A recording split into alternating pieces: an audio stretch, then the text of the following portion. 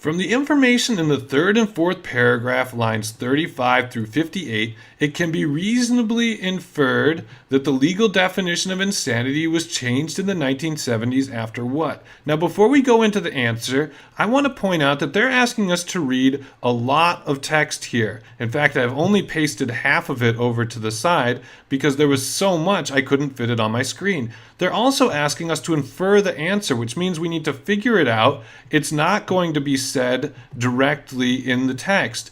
And both of these make our task more challenging, harder, and slower. And we might consider, if we're having trouble with time, we might consider skipping a question like this because it's going to take a long time to answer. And if we're having a problem with time, this skip would be a good skip to make. Now, let's say that we're not having trouble with time, and if you are not, you definitely should not skip a question like this. Let's go ahead and go through the answer. Why did they change the legal definition of insanity in the 1970s?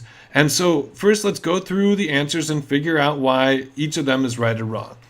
A, federal courts won a dispute with state courts. We don't have to read any farther here. So they say federal courts are disputing state courts. That implies that they're attacking one another, their adversaries. During the 1970s, a number of state and federal courts adopted. So they're actually acting the same. They're not versus one another. They're cooperating. So this is not an appropriate answer. Let's read the second possibility. The doctrine of irresistible impulse was found to contradict the accepted notions of justice. Well, if you scan this, we're not really talking about irresistible impulse. The actual changes we're making are to the words substantial and to the use of the word appreciate. And so this answer is also incorrect. C, proponents of the McNaghten Rule had been using insanity defense in too many murder trials. But actually, if we scan this text again, we'll see that they instituted a broader legal definition in 1970s. We would actually expect more people to do an insanity defense.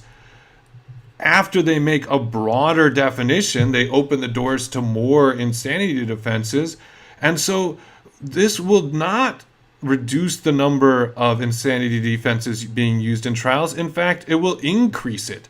And the final answer, D, which is the correct answer, says several courts found that justice was not always best served when the McNaghten Rule was applied. And that's exactly right. And here this final sentence kind of gives it away. It says they used the word appreciate rather than know, and it implies the intellectual awareness of right and wrong is not enough.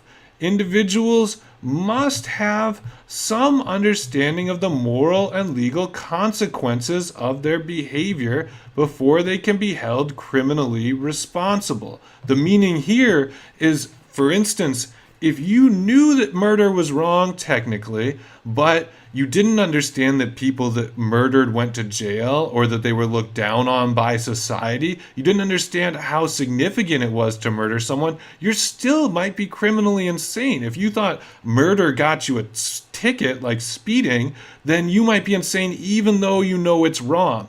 And so here they widened the definition because some people that were behaving insanely were not able to use an insanity defense because the original McNaghten Rule was too strict.